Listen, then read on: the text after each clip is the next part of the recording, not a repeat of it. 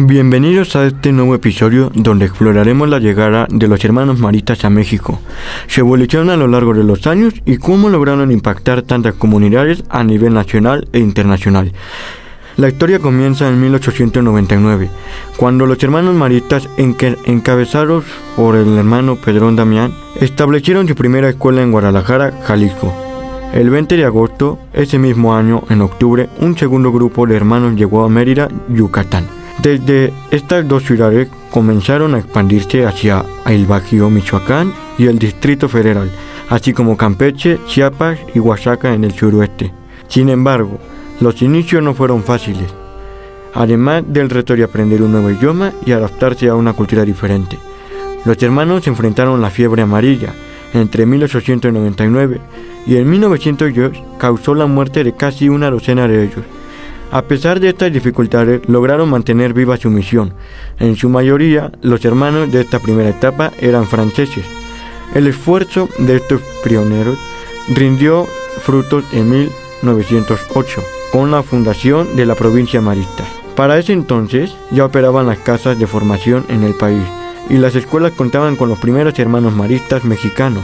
No obstante, en 1914, durante la Revolución Mexicana, muchas escuelas y casas de formación fueron clausuradas. Algunos hermanos incluso tuvieron que trabajar en la clandestinidad. En medio de esta incertidumbre, aprovecharon la oportunidad para llevar la obra marista a Cuba, que más tarde se convertiría en un puente para extender su misión a Centroamérica. A principios de los años 40, la provincia marista de México experimentó un gran crecimiento en el número de hermanos, alumnos y escuelas. Este avance llevó a una reorganización en 1949, cuando Cuba y América Central se convirtieron en un territorio independiente de la provincia mexicana. Más tarde, en 1959, la expansión en México hizo necesaria la creación de dos provincias, México Occidental y México Central, permitiendo una mejor organización y atención a las comunidades. Actualmente, la provincia de México Central tiene presencia en entidades como Distrito Federal, Estado de México, Michoacán, Guanajuato, San Luis Potosí, Oaxaca, Chiapas, Guerrero, Veracruz, Hidalgo y Querétaro.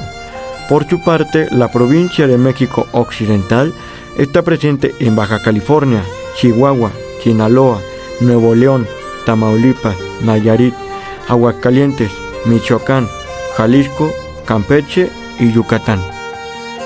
La Quinta Soledad, un sitio lleno de historia y misterio aquí, en la Ciudad de México. Construida durante el Porfiriato, la Quinta Soledad ha sido testigo de muchos momentos importantes de nuestra historia. Fue un tiempo de grandes cambios, con México avanzando en infraestructura, pero también lidiando con tensiones sociales que más tarde conducirían a la Revolución. Uno de los personajes que dejó su huella en esta época fue Guillermo Landa, un arquitecto cuyo trabajo reflejaba el estilo elegante y sofisticado de ese tiempo. Sin embargo, con la Revolución Mexicana, muchos edificios de este periodo, incluida la Quinta Soledad, enfrentaban el abandono y la decadencia. Pero la historia de la Quinta Soledad no termina ahí. Más adelante, fue adquirida por Francisco Ixtori, quien la donó a los hermanos maristas.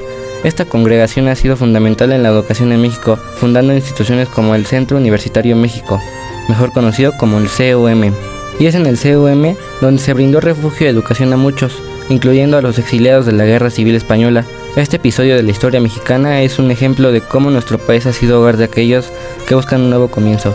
Así que la Quinta Soledad no es solo una casa antigua, es un símbolo de las múltiples etapas por las que ha pasado nuestra nación, desde el Porfiriato hasta el refugio de exiliados, un reflejo de la resiliencia y la hospitalidad de los mexicanos. Hoy exploraremos la vida, el legado y el reconocimiento a San Marcelino Champagnat, un hombre cuya fe y dedicación dejaron una huella imborrable en la historia de la Iglesia. Hablaremos sobre su canonización, los milagros que llevaron a ese momento y su impacto en el mundo. El 25 de mayo de 1955 se celebró la beatificación de Marcelino Champagnat en la Basílica de San Pedro. Fue un momento trascendental presidido por el Papa Pío XII, donde se reconoció oficialmente su vida virtuosa y su entrega como fundador de los hermanos maristas. En esta ocasión, miles de fieles se reunieron para rendir homenaje a un hombre que dedicó su vida a la educación y la espiritualidad, especialmente de los jóvenes más necesitados. En 1976, en Uruguay, el hermano Weber enfrentaba un diagnóstico médico desolador: cáncer de pulmón terminal. En su desesperación siguió la recomendación de encomendarse a Marcelino Champagnat. Lo que sucedió después desafía toda explicación científica contra todo pronóstico. El hermano Weber se recuperó por completo. Este hecho, avalado por oncólogos como un caso inexplicable, fue presentado como el milagro necesario para avanzar en el proceso de canonización. El 3 de julio de 1998, el Papa Juan Pablo II firmó el decreto que proclamaba la santidad de Marcelino Champagnat. Pero fue el 3 de abril de 1999 cuando la plaza de San Pedro se llenó de alegría y devoción. Ante una multitud de fieles y religiosos de todo el mundo, Marcelino fue oficialmente reconocido como santo de la Iglesia Universal. Este evento no solo se celebró su vida, sino también el impacto de su misión marista. San Marcelino Champagnat no solo es un santo, es un ejemplo de fe, compasión y compromiso con la educación y el amor por los demás. Su legado perdura en cada escuela, cada estudiante y cada comunidad marista en el mundo. Recordemos siempre su mensaje: para educar a los niños hay que amarlos. Que su vida nos inspire a vivir con fe y servicio. Basilio Rueda de Guzmán. Basilio nació el 16 de octubre de 1924 en Acatlán de Juárez, México. Desde temprana edad, su vida estuvo marcada por un desafío profundo. Perdió a su madre cuando apenas tenía 4 años. Esta pérdida temprana no solo definió su infancia, sino que también cimentó una espiritualidad sólida y un compromiso con su fe. A los 18 años, en 1942, ingresó al Juniorio de los Hermanos Maristas en Talpa. 2 años después, en 1944, hizo sus primeros votos como hermano marista. En 1947 comenzó su carrera apostólica dedicando a la formación espiritual de sus alumnos y a la acción católica. Basilio no solo enseñaba, sino que también se sumergía en el movimiento de los cursorios de cristandad, una experiencia que profundizó su vida espiritual y su conexión con el mundo. Su capacidad para vincular la espiritualidad con los desafíos de la vida cotidiana fue clave. Uno de los principales influencias fue su maestro Oswald Robles, a quien Basilio consideraba una guía espiritual excepcional. Juntos trabajaron en un modelo de formación que no solo abarcaba lo intelectual, sino que también lo humano y lo espiritual. A mediados de los 60, Basilio se encontraba en una etapa crucial de su vida religiosa. En 1965 fue nombrado director del segundo noviciado, primero en Sigüenza y luego en el Escorial, donde comenzó a revolucionar los cursos de formación para los maristas. Su enfoque se centraba en el Evangelio, pero de una manera nueva, adaptada a los problemas del mundo moderno. Basilio entendía que la formación debía ser abierta, humana y profundamente conectada con las realidades de la vida contemporánea. El impacto de sus reformas fue inmediato. Los novicios recibían su guía con entusiasmo, ya que Basilio no solo les enseñaba sobre la fe, sino que también les mostraba cómo vivirla de una manera auténtica y consciente. En 1967, Basilio vivió uno de los momentos más sorprendentes de su vida. Fue elegido superior general de los Hermanos Maristas, a pesar de que no había ocupado cargos previos como consejero general o provincial. Su intelecto y apertura lo hicieron el líder perfecto. Durante su mando, Basilio se dedicó a aplicar las reformas del Concilio Vaticano II.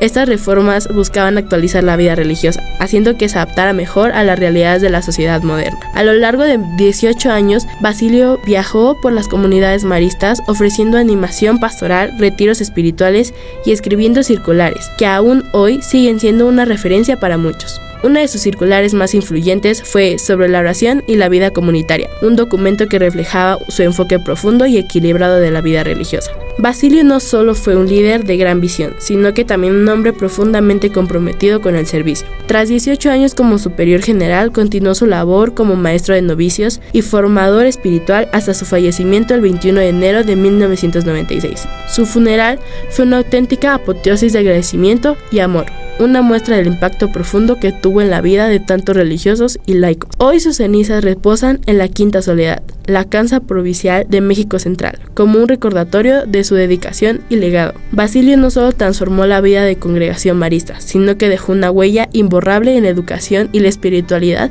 de miles de personas alrededor del mundo.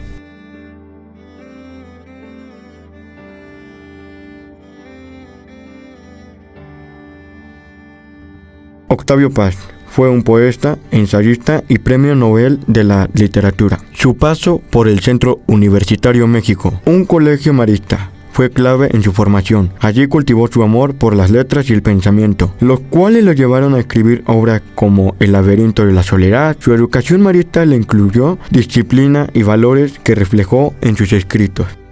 Seguimos con Plácido Domingo, uno de los tenores más grandes de todos los tiempos. Estudió en un colegio marista, donde su talento musical comenzó a florecer. La educación basada en el esfuerzo y la excelencia lo acompañó durante toda su carrera, llevándolo a conquistar los escenarios más prestigiosos del mundo. El fútbol también tiene su presentación. Un exalumno marista, Alberto García Aspe, extromediocampista de la selección mexicana, estudió en el Centro Universitario México. Su paso por la institución le enseñó la importancia del trabajo en equipo y la disciplina, valores que implicó dentro y fuera de la cancha. Manuel Sol, quien además de su destacada carrera como jugador, se ha convertido en un reconocido comentarista deportivo. Su educación marista le dio herramientas para analizar y comunicar el deporte con claridad y pasión.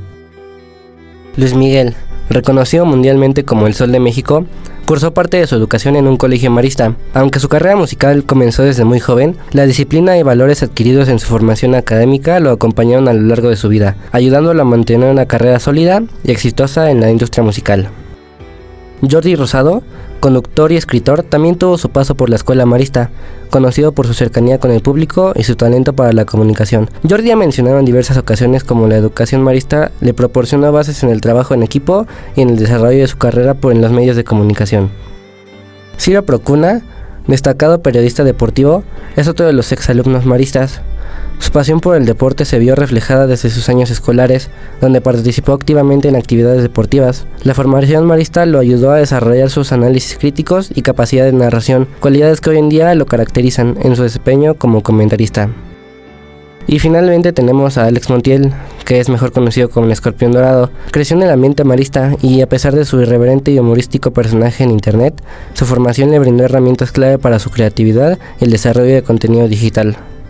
Y su educación recibida le permitió construir una identidad profesional, combinando humor con un agudo sentido crítico y social.